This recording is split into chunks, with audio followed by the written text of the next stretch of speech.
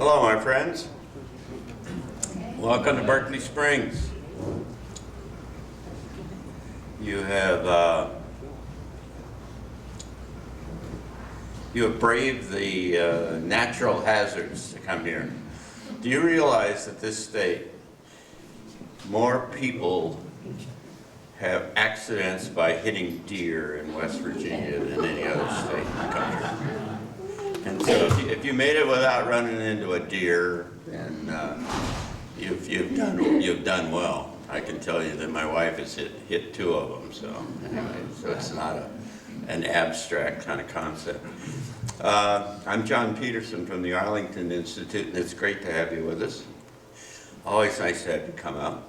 This is going to be a really interesting talk. John and I just did a postscript session upstairs in the digital studio and spent the better part of an hour talking about some of the things that he's working on, and I'm excited about hearing more about this. We do this, as you may know, about every month, all through the year. We're lined up all the way through August of next year, and I've got a couple other people on the hook for later in the year, so we've got a really great lineup. Greg Braden will be back with us in July, and then May it'll be Cryon, and then in June is William Henry, who is one of the guys from Ancient Aliens on the History Channel, and it's a marvelous, a neat guy. I spent the weekend with him a couple of weekends ago up in Pennsylvania, but anyway, it's a good group. In January, Larry Dawsey will be with us. Larry is a marvelous mutual friend of both of ours, who is a New York Times best-selling author and has been with us before. It's been, I don't know, 5 years ago or so. But Larry has done extraordinary kind of work in thinking about the non-local nature of reality. That is to say, the interconnectedness of everybody everywhere and how it all works all together. We're going to just by way of announcements, after we're finished, we invite you to come back to the room in the back corner over there, and we'll have a little wine and cheese, and you get a chance to meet John and talk to him if you'd like, and meet other folks, like-minded folks who come out here to our little town to this series. We've got a whole bunch of wonderful volunteers who come help make this work, and we very much appreciate all their efforts on our behalf. There are a number of kind of significant things that are happening in terms of what we're trying to do and going forward. We've spent a whole bunch of money and a lot of time redoing all of our websites and tying all of the different kind of efforts that we are involved in together into some kind of an integrated whole. So Transition Talks is one of a couple of things we do. A newsletter called Future Edition, and it's free and it gets published twice a month, and it's about things in the future that's coming, and so that's kind of part of this. And then I'm starting a new video blog in next month, kind of a soft launch in December, and kind of hit it harder after the first of the year. That will be a forum for twice a week or so, short kind of pieces about the world that's emerging here and the transition and what's coming and how to prepare ourselves and how to get ready for this extraordinary time. That is, if you want to get a significant taste of what that's going to be about, then you ought to come on the 7th of December and come and hear me talk. I'll spend three hours, a good solid 3 hours, kind of pulling together from many different sources from over the last year that I've put together to build kind of an integrated picture about where we are going in the next 7 or 8 years. you know, if it's not obvious to you, if somebody dragged you in here and you're with somebody else and you don't know where you are and why you're here or any of that kind of stuff, I should make it clear to you that humanity is in the middle of the biggest fundamental change in, I think you could make the case, in all of history. I was in the airport waiting for United Airlines for 5 hours in Chicago yesterday, chatting up a friend who happened to had been sitting on the next to me in the airplane. And you know, it's one of those things. Well, what do you do, and what do you do, and it turns out we had some interesting kind of connections. But I gave him this little elevator talk about big change, and it's all changing, and you got a whole generation of kids that are looking at the world in a different way. And he said, man, yeah, this is the biggest thing that I've ever, you know, this is a really big deal. And this was not a guy who's kind of in our space, but he was an open-minded kind of person. And once you kind of set up the kind of the situation, the magnitude and the significance of what this is all about is really, really, really profound. And it's got a whole lot of moving parts, and it's all coming together and has the potential of a number of different futures or scenarios. In my futures business, it's scenarios, alternative futures, worlds. And what we'll do is we'll walk through and talk about all of the contributing factors, the climate, and all of the archons, and all kinds of different things that are all part of this, and how they're coming together, and what's the kind of you know, there are all kinds of kind of historical and ancient analysts, if you will, or just chronicles of this thing, and they all say that it's a game or it's a play, right? It's not really real. It's all meant. If you go to the Hermetic kind of principle, they say it's all mental. I mean, there is no physical reality. It kind of seems like it, but there's something above, beyond what we experience, that is more the essence of the stuff of what we're all about. And and what's happening in this transition is the emergence of the next stage of what this is all about. And so what I'm going to do is paint a big picture about how all the pieces come together and how this is all transitioning into, in kind of cosmic and spiritual and energetic and other kind of terms, where this is going. We'll have a good time. You ought to come. I mean, you really should. I mean, this will be a big, more comprehensive picture, the likes of which you probably won't find anywhere else, or certainly not like I would tell. So anyway, so I hope you'll come. It'll be a great time, and it's the next 7 years are guaranteed to be the most extraordinary kind of period of time, potentially like this guy yesterday I was talking about, in the history of the planet. I mean, it's nothing less than that. This is really, really, really big stuff, and so we all get to play, and it helps to know ahead of time what's coming, because if you don't, you're gonna get surprised, and so this is a way to make sure you don't get surprised. Dr. John McMichael is a marvelous researcher in the healthcare area and what did we decide to call you? I forgot. Biospace. He's a researcher and an inventor. He's got all kinds of patents. Started out in the veterinary space. He's been a college professor and so on. And John and I are members of a marvelous organization called the Society for Scientific Exploration. And in a sense, SSE is this kind of collection of real scientists. And I mean that because, you know, if you hang around, if you know anything about science, what you know is that science is supposed to be just open-minded, right? To let new ideas come in and really figure out what this is all about and how it all works. And these guys all do that. There's a whole lot of people in science that are really kind of locked up in their own little boxes. But the folks at SSC are wonderful because they study paranormal things and UFOs, and like Larry Dawsey, our friend, about the kind of energetic interconnections of all kinds of stuff.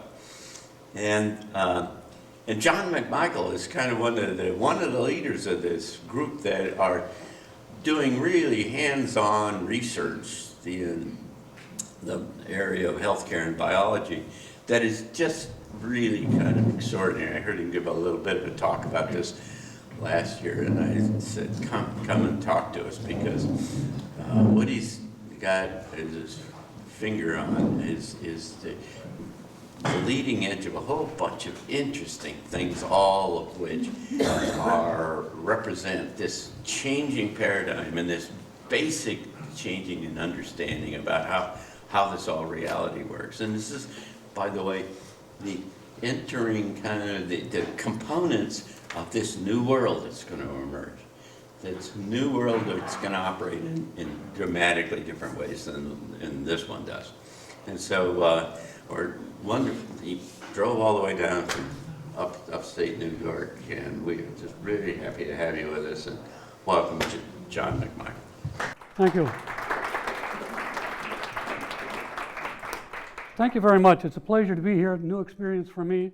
What I want to do this afternoon is just spend a little bit of time kind of going through a few aspects of maybe a new frontier of healing, going from more traditional, less traditional to the really esoteric down at the bottom. And I'm going to do this from my own experiences, not just mine, our small group. We have practitioners, veterinarians, physicians, research scientists, psychologists, and so forth from around the country that I work with. And collectively, we've come to some answers and some questions that we think are kind of fascinating, and that's why I'm here to share those with you. What I would like to start with is some work that we've been doing. I'm going to stand over here so I can see some of you people too, with chronic traumatic brain injury. And the reason I'm starting here, two reasons. One is this is the most traditional thing I'm going to talk about today, but the other is it's an important example of difficulties in shifting paradigms. My guess is you can all read as well as I can, so I'm not going to read all that to you. The important thing here from a practical standpoint, here, I feel like some guy with two guns here with a pointer, and there we go, is down here, talking about the 5+ million people that suffer from chronic TBI every day. And that first group of symptoms are readily noticeable. It's these ones that are the troublesome ones, and they are the ones that cause the TBI victim to find a new normal. Just to give you an example, we had well, let me step back again to say the traumatic brain injuries we all know about because we read the sports pages, and you hear about the football players that have multiple concussions and things like that.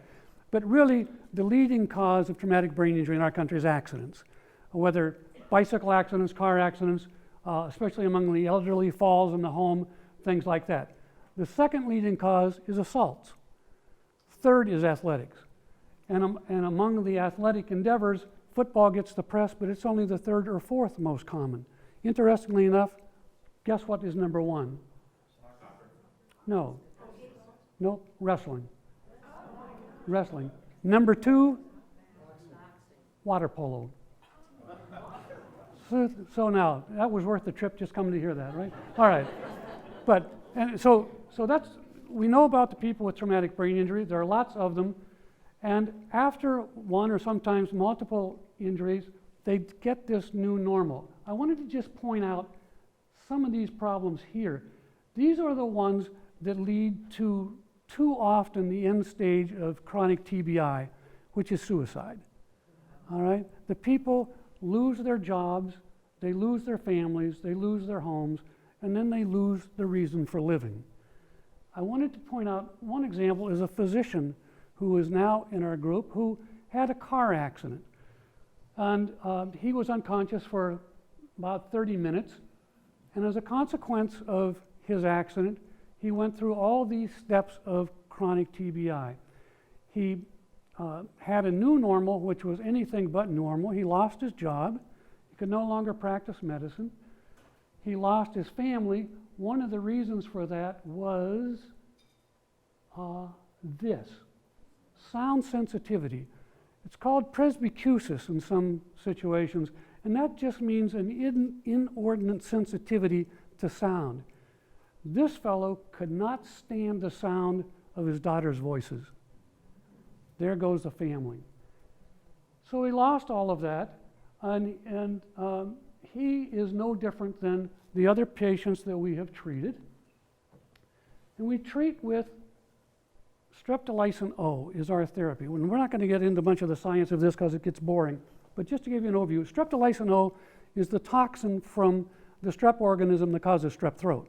That's what causes the pain, is streptolysin O. If we oxidize it, it no longer causes pain, it's no longer toxic, and it has fairly amazing curative powers. The patients take streptolysin O, they get a little vial like this, it has 200 drops in it, 1 or 2 drops a day will take care of their chronic traumatic brain injury. And I say that to the extent that that first patient I mentioned, the physician is now practicing medicine again. Now, again, we're talking about traumatic brain injury just to get an idea of some of this left-wing science we're doing. But it has real practical applications. We work with a fellow named John Myers, who is an employee of the Department of Defense. He's a neuropsychologist. He's published papers and books about neuropsychology, and he's developed something cleverly called the Myers Neuropsychological Battery. All right? It's a battery of 34 tests that patients take that gives the practitioner some idea of where the damage is in the brain and the extent of the damage. And we asked Dr. Myers to help us, since we were not ready yet to do a formal FDA trial, help us get an idea objectively as to the extent of success we were having with our therapy for traumatic brain injury. And so we had patients take the Myers battery of tests, 34 tests, starting at the time they started therapy, and then anywhere from 6 to 9 months afterwards, seeing what kinds of changes would occur. And then have Myers compare what we saw with a few patients of ours, maybe 15 patients, with his patients, and he has over 8,000 of them, by the way, in his database. Pick out patients similar to ours and see what the changes might be, or see what the comparison might be. And these are what he found, that even though some of the tests with our patients were negative, they were just flat, no success at all, some of them were highly statistically significant. And if we included all the tests, the p-value was 0.03. That's good. For those of you that know anything about statistics and science, if you get anything better than 0.05, anything below that, it's considered statistically significant. Myers was kind of excited about this because in his experience, he had done multiple comparisons of this sort with different therapies plus his database and never seen a change. Everything was the same. He was sufficiently intrigued by what he saw with these numbers that he asked one of his statistical colleagues to make sure that he had done the numbers right, and he did. So this appears to be real. Now, here's another thing that's real. This is an example of what's called the Ray complex figure test. Dr. Ray developed this figure and published it back in the 1940s. It's still commonly used to get an idea of extent and location of damage in a TBI patient. The quiz is to have the patient come in and sit down and duplicate this picture. They can look right at it, just draw it, okay? And so we're talking about a patient of ours who had a severe brain injury as a result of an auto accident. She had that accident 11 years before we saw her for the first visit, okay? And, wrong hand, this is what she drew. That's the best she could do, okay? Now the textbooks will say that that cannot get better. That is this person's new normal. That's the way that, especially after 11 years. Spontaneous healing with TBI is thought to be over by 6 months to 12 months after an accident. Things are not going to get better. She's 11 years after being in a coma. She started taking our drops, one drop 3 or 4 times a day, and in 8 months, her picture looked like that. Okay? Now the experts say that can't happen. Well, it does happen. And clearly, those 2 pictures have a long ways to go to be the same, but it's a heck of an improvement. Okay? It's going the right direction. So this gives us confidence, some degree of confidence, as did the previous slide with the statistical relationship between our patients and Dr. Meyer's patients, that something's going on as a consequence of this therapy. The NSI is a test developed by the military for military personnel to be evaluated before and after all sorts of accidents that military people get into. And as indicated here, if a person shows a 15 point or more improvement, that's considered marked, and that doesn't happen very often. We had the first 15 patients we came to that have been using our stuff, we had them do the NSI test, and here's the 15 points, and we have 5 of 11 are better than marked improvement by the military score. 2 years ago, an article came out in Clinical Neuropsychologist that said an 8-point improvement was really marked. That's this red line. Well, we're doing better yet. All right? This bottom yellow line is based on hyperbaric oxygen results. This is probably the most common therapy for TBI patients now. These data from the yellow line are from over 2,000 military personnel that were exposed to hyperbaric oxygen as a consequence of their TBI injury. That's as high as they got. The only patients of ours that didn't get a lot higher were this guy who dropped out after the first day, and this one that was not compliant with taking drops. All right? So again, this is all anecdotal. We can't raise the flag and say, geez, look, we got the best thing in the world. What it does for us is say, it's time to go to the FDA and do a formal trial with placebo-controlled and all that stuff, all those hoops you have to jump through. Okay? The other thing, by the way, is that ours seems to be completely safe. There are no adverse effects except we had 2 patients responded to the preservative. They had a soreness under their tongue when they put the drop in. So you take the preservative out and they're okay. And if that's the worst side effect, that's not too bad. So here is where we get into the fundamental problem of something new with an old paradigm like for TBI. This internationally recognized expert is a guy named Aaron Bigler. He was at BYU, he's retired, but now still does some work with the University of Utah. He is one of the foremost, if not the foremost, brain imaging guys in the United States. Okay?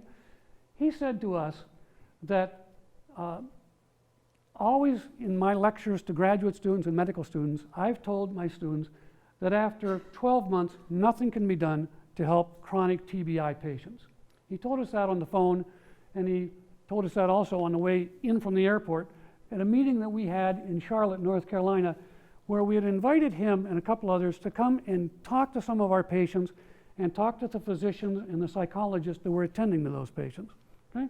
He spent the better part of a day doing that. Whoops, wrong hand. After which he said, for the first time in 40 years, I can change my lecture. Well, that's encouraging for people like us.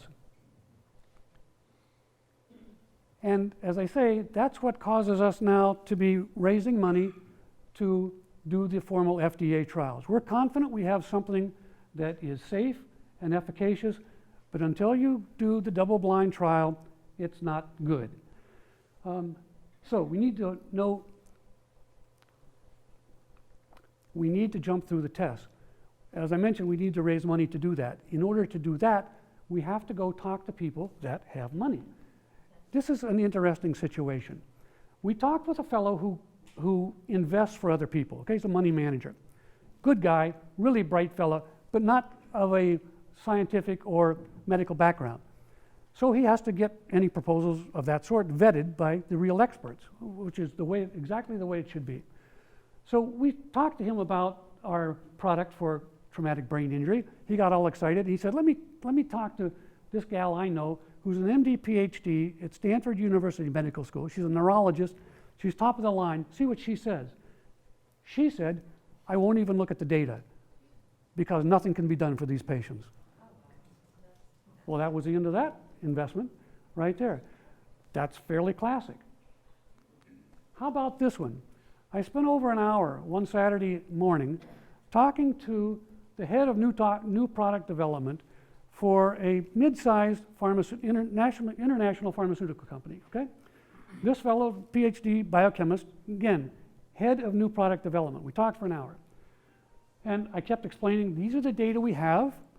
This is what we're seeing in the patients. We know we need to jump through the hoops of the FDA. We need some help. Would you be willing to help us? He kept saying, geez, I have trouble getting my head around this. It's just so new. And I said, well, that's why we're coming to you. New product development, that makes some sense. So I said to this fellow, listen, doctor, let's do this. What happens if I send you all the data we have, I give you a week or two to look over it, and then I'll come to your office and answer any questions you have? What would you say to that? He said, take it elsewhere. It's too new. I don't want to be bothered. Well, these are the people supposedly at the forefront. Okay? So here's another challenge to this is our product, SLO. And this is going to lead us to the even more abstract things we're going to talk about later here. That is, when we do a trial, the FDA requires, rightly, that you prove that what you put in the vial is in the vial, so that you know what the patient is getting. If we put SLO into a vial, 32 nanograms, okay, into a 10 ml vial, and this is the little vial that has it. After 17 hours, you can't find any SLO. Okay? So you take the fluid out, you can do the most sensitive tests available in the world, and you won't find anything. And the reason is it's all attached to the wall. But it still works. The wall of the vial, that is. Okay? But it still works. So how can that be? Well, is it just such a low concentration and it's below the limits of detection? Or could this be just the energy of the molecule that's in the saline that's in the vial that's doing the work?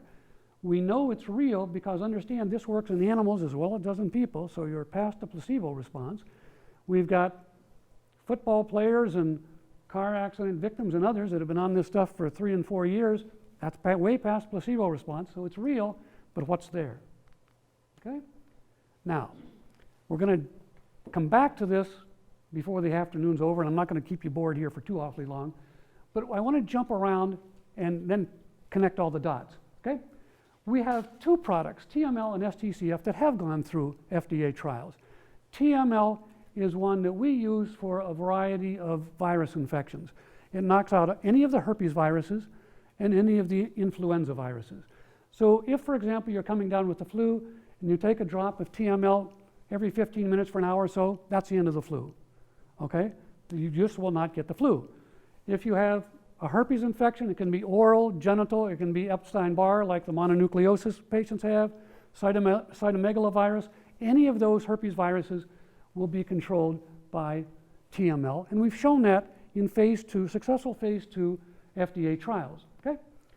Just as an example with the TML for herpes, some women will develop an oral herpes in a particular period during their menstrual cycle. It's predictable. They'll feel the numbness, the itching on the lip, whatever it might be. If they take a drop or 2 of TML, the lesion will never develop, and that's that. Okay, that's the end of it. So it works. STCF is a treatment that we've used for some years for a variety of respiratory problems. We've done FDA trials where our target has been COPD, that's chronic obstructive pulmonary disease, you're familiar with that, chronic bronchitis, which is oftentimes the precursor to COPD, and then, of course, cystic fibrosis. And it works for all of those, okay? For something like cystic fibrosis, it doesn't eliminate the disease, that's a genetic problem, but it eliminates the symptoms, all right? So we have, just as a couple war stories, cystic fibrosis patients that were homebound, these are young children that couldn't go to school. After about a month or so of taking the drops of STCF, one of them is back to school, and the manager of the track team goes to school every day. Other I don't know if you know what clubbing of the digits is, but what happens with some cystic fibrosis patients as the disease becomes quite progressed is that the fingers become clubbed because they're not getting oxygen. All right, so blood and oxygen, and that's irreversible until you take the drops and that comes back. So that's real. Even in babies, young children. With cystic fibrosis? I don't think we've done any younger than about 3 years of age, 4 years of age, when they're first diagnosed, which is oftentimes first diagnosis, but it works. Yep, they do just fine. So now, in those clinical trials that we did with the FDA, we used drops, just like the ones in this vial that I showed you. Okay? What happens if you just use the energy of those molecules and not any fluid? So what we did was work with some people out in Oregon. I think I'll have his name here on the next slide. And we said, let's get the energetic signature of the two molecules, TML for the viral infections, the STCF for the respiratory problems. Let's get the energy signature of those molecules and infuse it into a carrier. And the cheapest carrier we found were mints. All right? You can buy mints off the shelf that have no calories. They just have a taste of a mint, and they're sometimes used as breath fresheners. Okay? So you can buy those very cheaply. That's about what we can afford. So we bought some, infused them with energy, and understand what's really nice about that. You can buy the mints that are vacuum sealed and all that, infuse them without ever breaking the vacuum. So the patient can open a brand new bottle of mints, and presto, they're going to have the energy. So what do you think is going to happen? Oh, Yuri Krohn is the guy that did the infusion for us. Here are the mints. I just have some here. These are the antivirals. These are the respiratory. By the way, if you're interested in what really is the molecule, the respiratory molecule, it's called DNA. Maybe you've heard of that. What's interesting about that is the DNA can be human DNA, it can be fish DNA, it can be from lettuce or carrots, or it can be synthetic DNA.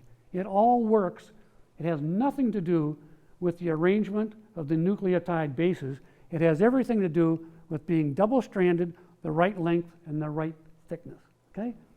That's the key. But the point here is we can infuse the energy of the DNA for the respiratory, the energy for TML, take a mint, and the mints work. Some people say, whoops, wrong hand again. Some say as well as the drops. There are no calories, they're easy to carry around, and they last forever. And we did some calculations, this is really wacko science, but we said how long will the energy stay in the mint? As long as the mint exists. The calculation came out to a little over 1,000 years if it just sits there, okay? The energy is not dissipated. It'll stay right there. So that's kind of interesting. And the question then is, to what extent can you do this with a variety of other therapeutic agents? Is there anything special about these? These are the first two we tried. They seem to have worked. Yeah, that's pretty typical.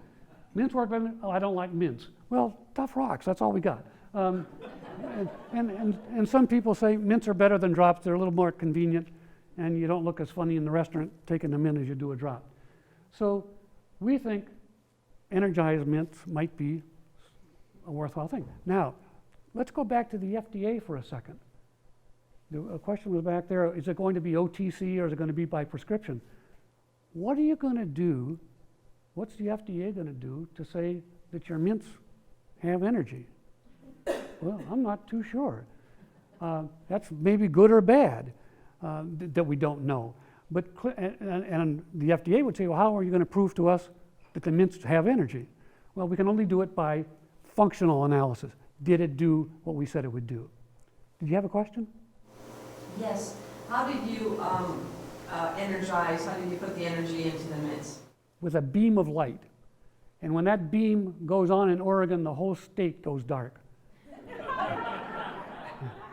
But it's at a frequency unique to the molecular structure of the target molecule.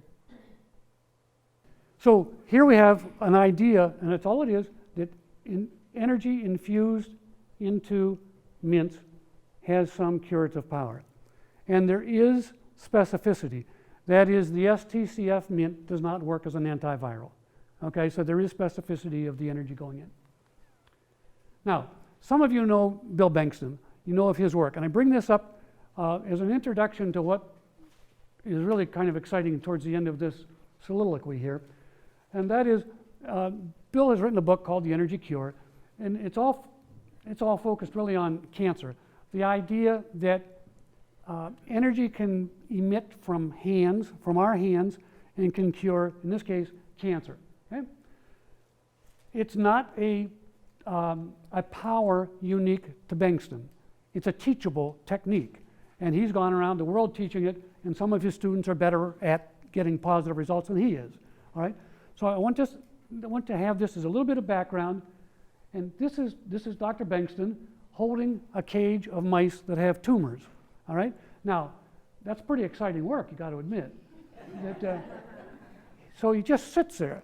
The tumors have been induced by injecting cancer cells into their flank. The type of tumor, it's a mouse mammary gland tumor. That tumor in this strain of mice gives 100% death. 100% of the animals will die in 30 days. Okay? It's been a model for cancer therapy for decades. So there's no question of the model, it works. If the tumors grow in these mice, and Bankston or somebody using his method just sits there, a couple interesting things happen. One is all the afflicted mice will migrate to the left hand. All right? It doesn't matter who's sitting there, they'll go to the left hand. All right? It also doesn't matter who's sitting there, whether you believe that in any of this or not, the mice will get better. You can be the biggest skeptic in the world, and the mice will get better. Let's see if you can see. There's a tumor, okay?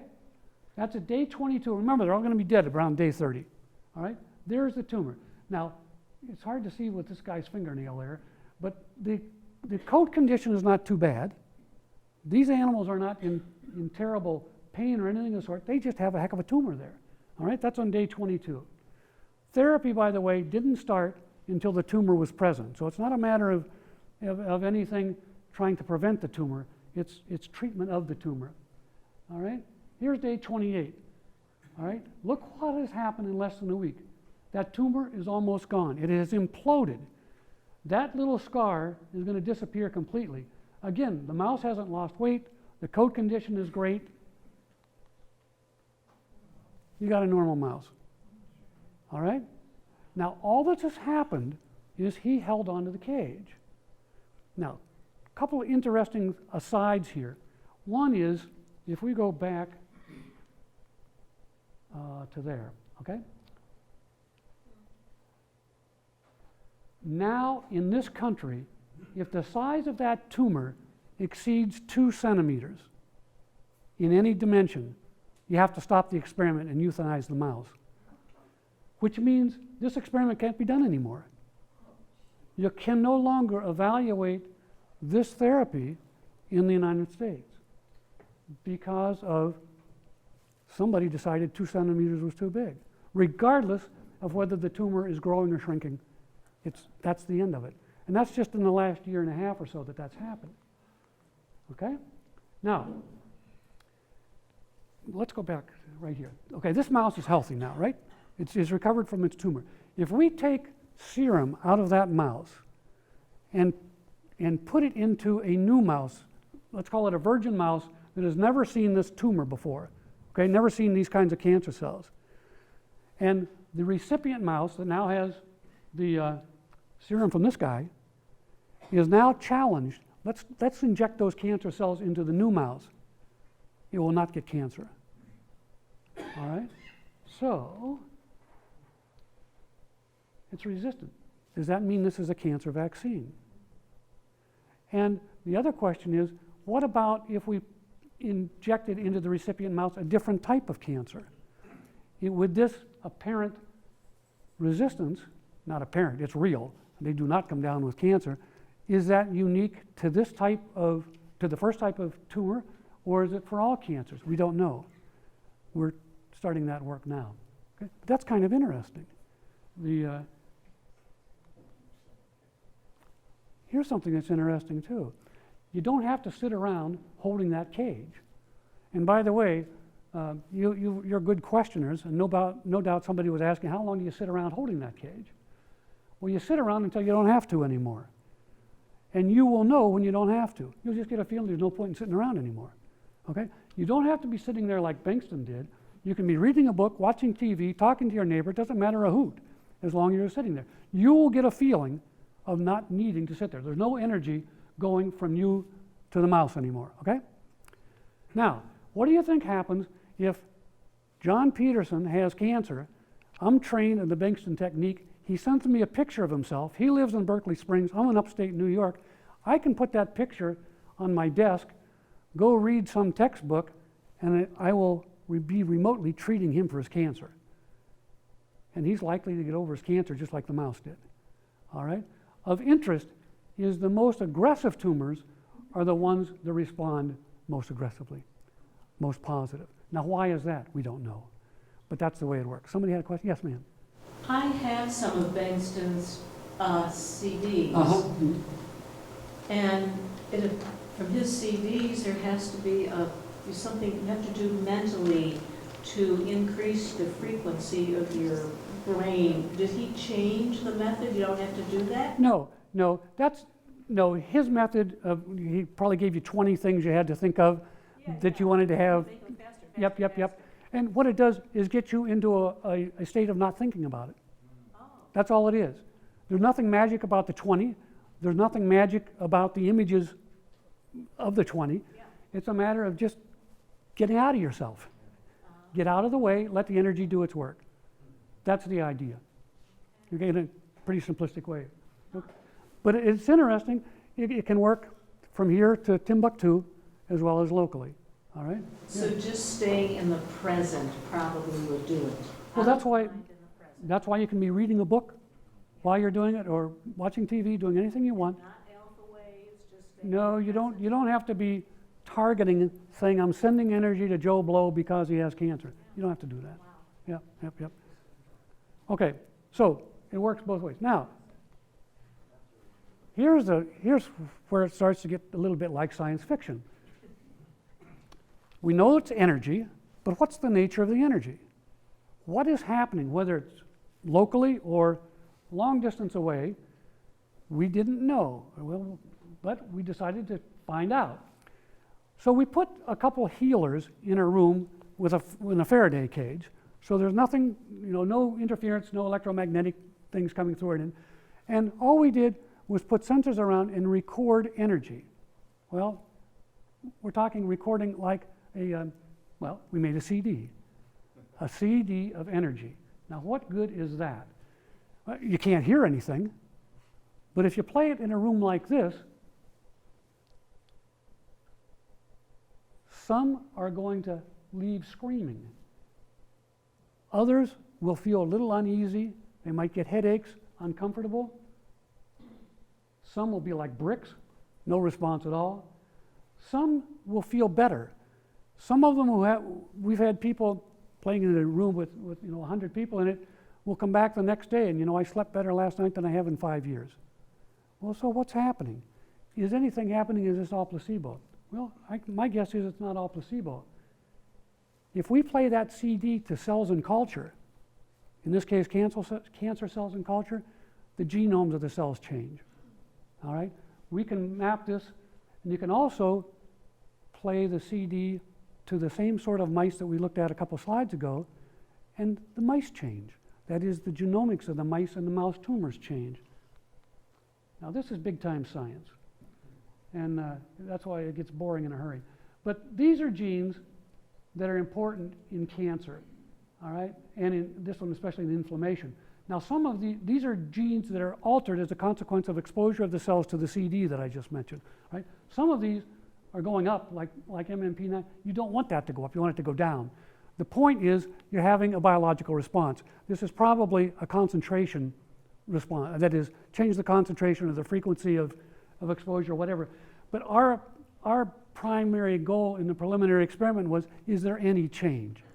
Is anything happening that you can say is not a placebo?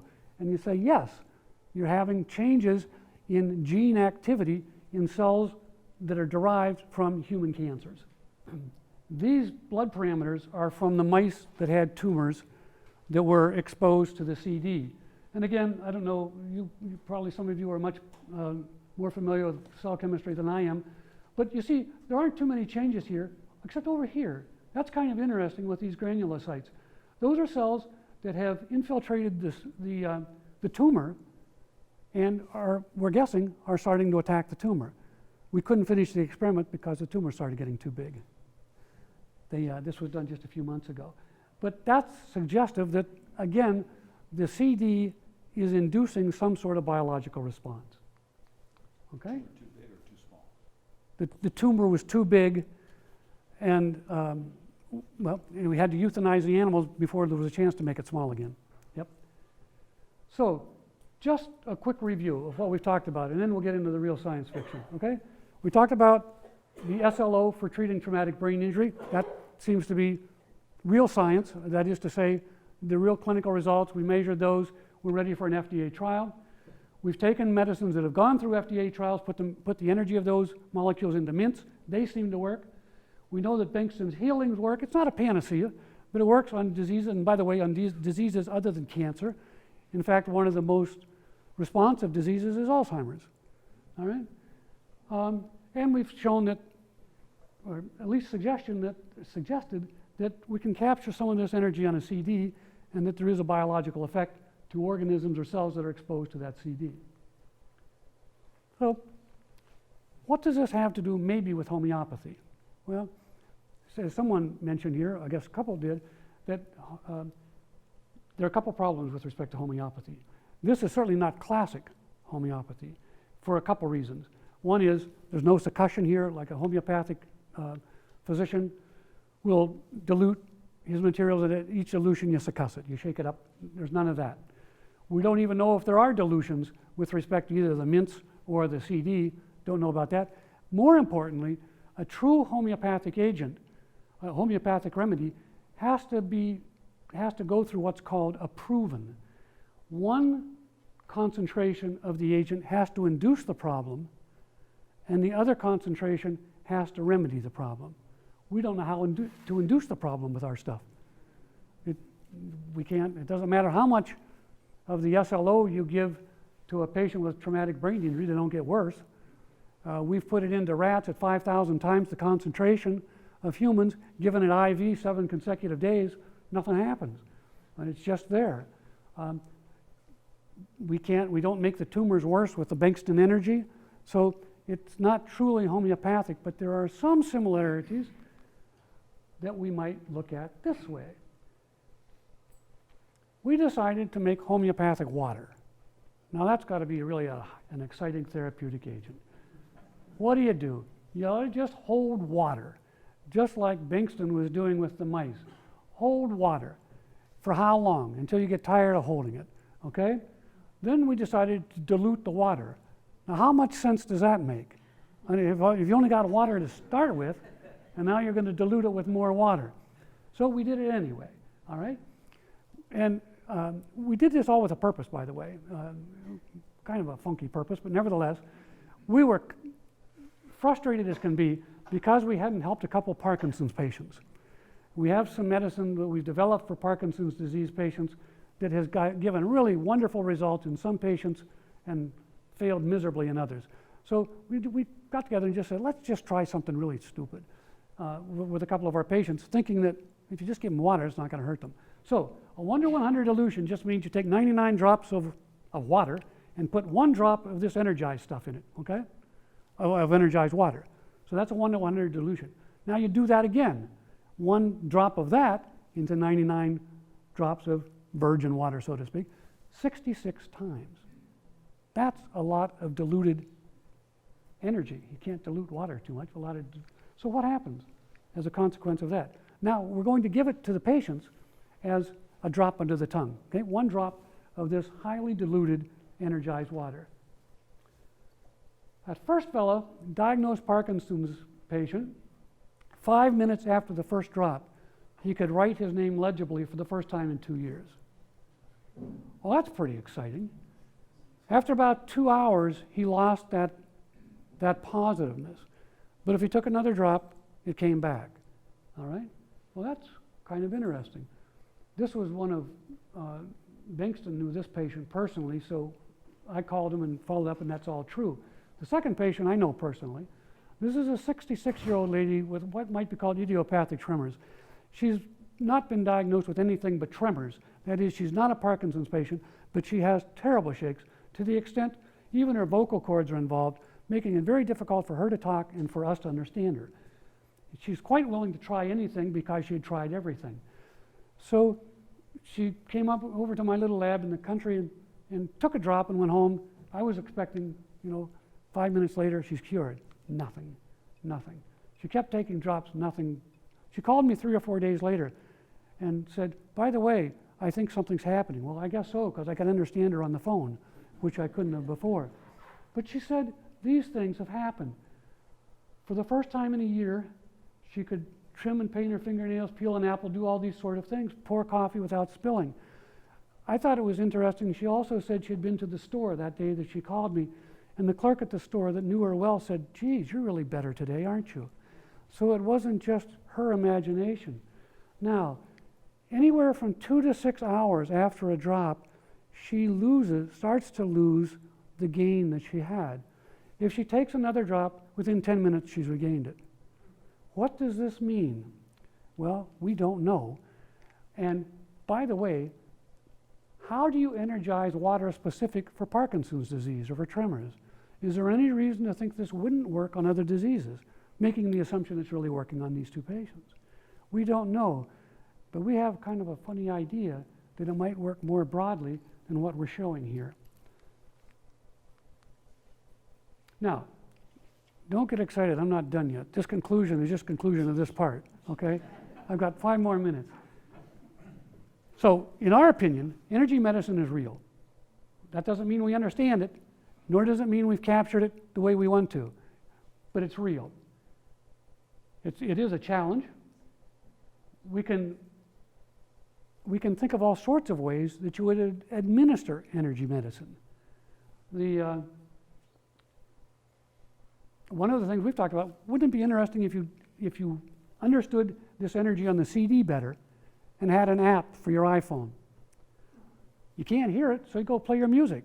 You'd still have this undertone or under energy that might be able to heal you. That would do something to the pharmaceutical industry, wouldn't it? There'd be a change there. Well, here's what we need. And this is in no specific order. We need money. I don't mean just me. People doing this kind of work need money to carry out, to refine what we think we're dinking around with now. Certainly we need money for the traumatic brain injury medicine. It's interesting. This is a disease that, I'm on my soapbox now about traumatic brain injury. This is a disease that costs a patient or their families anywhere from about $60,000 to $500,000 a year. That's with respect to lost wages, medicines used, caregiver expenses, all those sorts of things. And that includes the patients that need 24/7 care, so that jacks up the price a lot. The amount of money that our little company needs to go through phase 2 trials, from where we are right now through phase 2 trials, is $10 million. That's peanuts in the pharmaceutical industry, but it's a lot if you don't have it. And if you go to people like the MD, PhD at Stanford, or the head of new product development at a pharmaceutical house, you're not going to get your $10 million, because clearly nothing can be done for those patients. All right? So it's an interesting, we thought it would be a cinch to raise the money. We've been in a year and a half and raised about $2 million. That's a problem. The money, how much money does it take to harness energy, the energy we've talked about with CDs? We don't have any idea, since we don't know what we're doing. We don't know we know some of the next steps we need to take, but it's really not very much money. It's a matter of buckling down and doing it. Probably the most money would be to hire a few people that are in other jobs so we could pay them to just focus on it full time instead of doing it like we do, more as a hobby sometimes. It takes a lot of courage to get this stuff going. You get blasted from sides that you wouldn't expect to get blasted from. And this is for all people.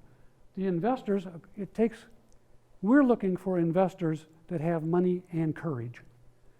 Because it's easy to invest in a .com or something like that and get a return very quickly. That might not happen with our stuff, it might never happen. So it takes some courage on the part of an investor. Scientists, if they're not tenured in a university system, aren't going to get tenured. If it's people like me that have left the university, you're on your own, which is why I left the university, but it's a hand-to-mouth operation. Patients are taking a risk. Who's going to take a drop of energized water or a drop of a material that came from the same bug that caused strep throat last week? Now you think it's going to cure my brain? Good luck. And it takes a whale of a lot of courage on the part of practitioners who are risking their license to do this. These are non-approved medicines, but I can't tell you the number of physicians that we have or the number of patients for which they provide some of these things because they know it works and there's nothing else out there. It takes a lot of courage on the part of a physician or a veterinarian to do that. It takes some education, and not the sort you're going to get in the textbooks. We already know the textbooks say traumatic brain injury can't be successfully treated after a year after the accident. Well, that's not true. So we have to educate everybody. We have an obligation to get out with groups like you, open-minded people, also talking to people that are not so open-minded and get booed off the stage, which has happened from time to time. It's an obligation to publish in the professional journals. We do that. We need to publish more in the lay press to get this out. Question way in the back? I was just going to say, it seems to me like your scenario is made for attracting investors who have brain injuries and who are successfully treated. Wouldn't that be the most surefire way of... Yeah, there are two problems with that. It's a great idea. The two problems are this. The patients we've treated that got better don't have any money, and we can't treat too many more without getting our nose in trouble with the FDA because we're treating without what's called an IND to do the formal studies. So we're caught between a rock and a hard place in that respect. And it's just like I said, if you raise $10 million to get through a phase 2 study, it would not be hard at all to raise $100 million to get it on the market. But it's the chicken and the egg. You've got to get that first double-blind, placebo-controlled study done in our society to declare legitimacy in your product. That's just the way it is. So education is important. Maybe the next thing is as important as anything. You just got to keep at it. It takes a great deal of tenacity for all concerned, and that's why we're here. Whoops, I hit the wrong button. That's the right button. Thank you. Yes, ma'am. Isn't this the same basically as a Rife machine or Hulda Clark's frequencies to different frequencies for specific things? Well, yes and no. Rife, you're all familiar with Royal Rife and his gun. We thought the same thing in terms of the mints, for example. We have mints for herpes viruses and mints for COPD. But do you need a specific frequency? That's the question that comes up with the CD and the energized water. Will the receptors in the body that need the energy take it, regardless of where it comes from, and those would be the only ones that use it? Let me give you an example. We'll go back to the brain injury. The problem with the injured patient in the brain is they get a type of scar tissue there that interferes with normal transmission of action potentials of brain signals going from point A to point B. If you can remove that scar tissue, then you've opened the highway, so normal activity occurs. Now, it's a little more complicated than that. You get rid of inflammation and inhibit integration of some cells and so forth. But the point is this. You get scarring all over your body, right? There's collagen associated with this brain scar. Let's say, well, it seems to us that the SLO works on brain scarring. Why doesn't your nose fall off? It's all collagen. You want to get rid of the collagen in your brain and keep your nose? Yes, that'd be a great idea. But I think the brain or the nose doesn't fall off because it doesn't need that signal. It doesn't matter to the nose because that's normal. And that's really simplistic, but that's the only way I imagine it. If you had a scar elsewhere in your body, in the brain, it'll clear too. I'm wondering if something like the energized water could cover the whole base. That's the question. The question is, what can we give the body to make it available to entrain and to take? Would the CD do that? We don't know. Would the energized water? We just don't know yet what all it's useful for. Yeah. But it's doggone interesting. Yes? We're glad to talk to anybody that has money to allow us to do the work we need to do. Sometimes, I think there's something in the political spectrum right now about this, isn't it? If you do this, I'll do that. I'm not sure what that is. I'm not much of a politician, but I've heard something on the news. Yeah, whatever. Yeah, whatever it might be. The answer is we're glad to talk. In a situation like that, we're glad to help patients if we can.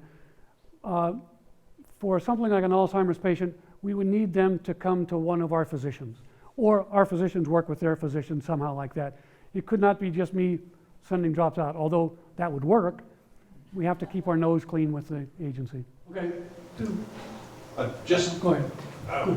Okay, there's so many aspects of TBI, from biokinetic energy stuck in, the nerves affected, the structure of the body, the foramen magnum pressing in on the medulla oblongata, the jugular veins being affected, not veins, but the nerves being affected, the vagus nerve in particular. Mm-hmm. There are many, many aspects to it.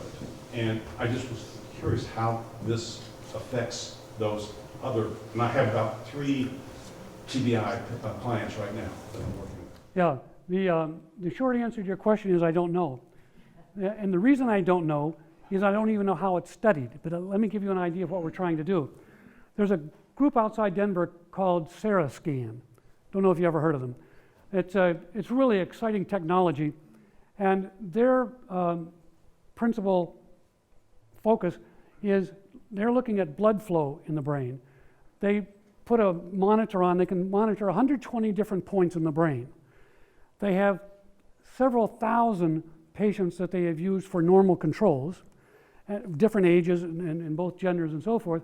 And now they can take an injured patient, whether it's a stroke injury or a TBI, whatever it might be, and they're trying to see if they can pinpoint where in the brain things are going on.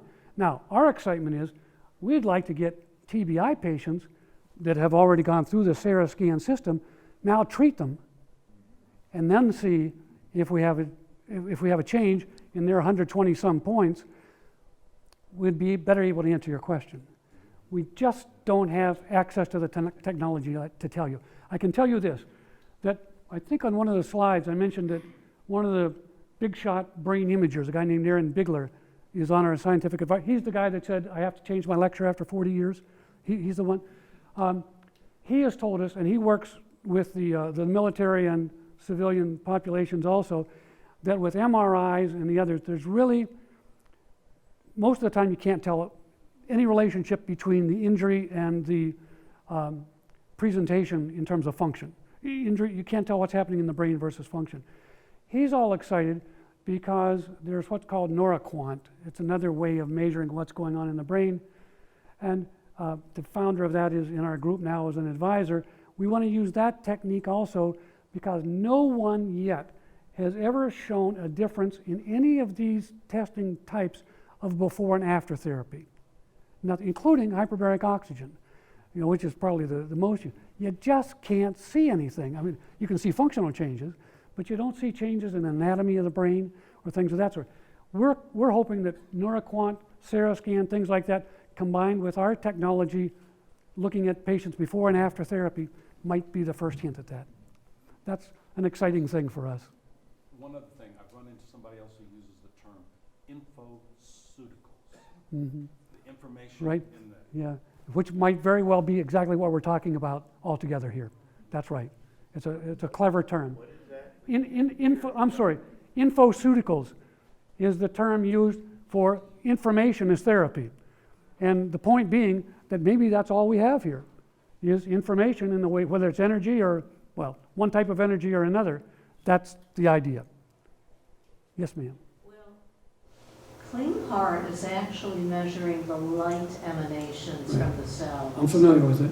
Yeah, and Photon he output. says light, color, and water are the basis of DNA. So maybe that could show before and after. The light. He shows people, they had a patient who was dying actually, but agreed to have this, to have, at the moment of death, they saw the light coming out of the cell. They're getting light from the cells. That's, So maybe he could help you, I don't know. well, it's interesting you bring that up because what you're looking at are biophotons. Seroscan, this company I mentioned that looks at the 120 points, uses a technique called SPECTA, single photon emission. That's exactly what we're looking at. Yeah. Yeah. We're focusing on the SLO and traumatic brain injury, frankly, to get it off our backs and get some money in so we can do the very work that we're all talking about, including the Alzheimer's. The next clinical trial for us would be an Alzheimer trial with a 3-molecule component, with SLO being one of them. Yeah. That's a top secret. No, it's not. It's not at all. One of the other ones is the TML, because there's lots of suggestion that herpes viruses are involved with Alzheimer's. And so we want to knock that.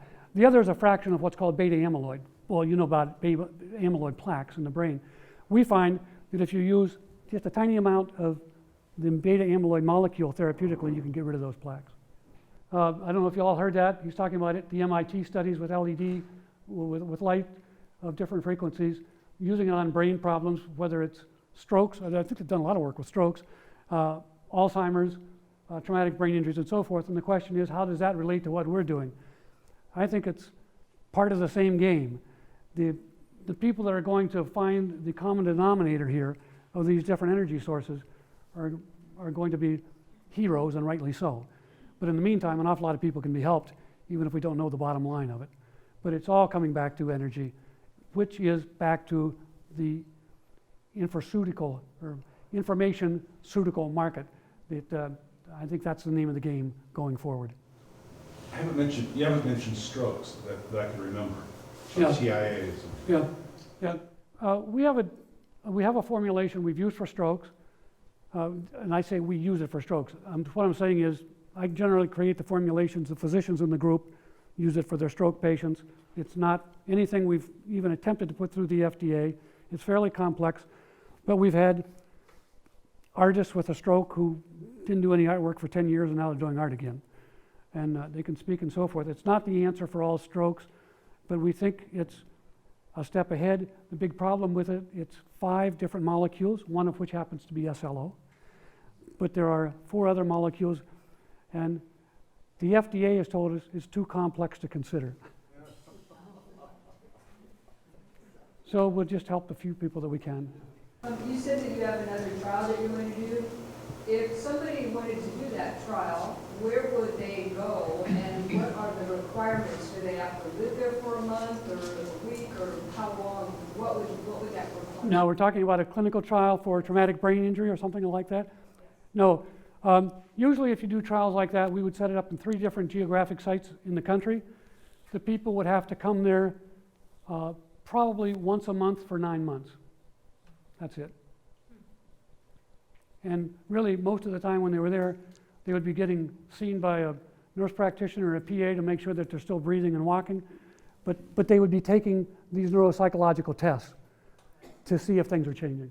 We think if we had all the money today and everything went smoothly, which seldom does, but if we had all the money today, we would be all done in 2.5 to 3 years.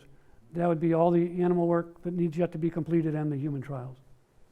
you're not going to do any other tests for STCF or TML? We've already done them.